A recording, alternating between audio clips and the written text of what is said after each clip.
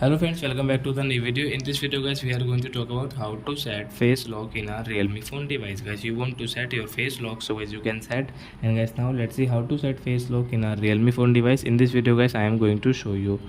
So guys, now let's see how to set face lock. First of all guys, open your phone setting to set your face lock. Then guys, click on your password setting, tab here. Guys, click on add face. And guys, draw your pattern which you have. And as you can see, continue. And guys, now we will have to show our face. So guys, I am going to pause video. So guys, show your face.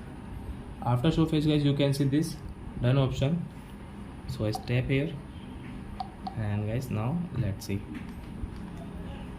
So guys, now you have this face lock. Then guys, you can show your face or show your face, and guys, you can open your phone.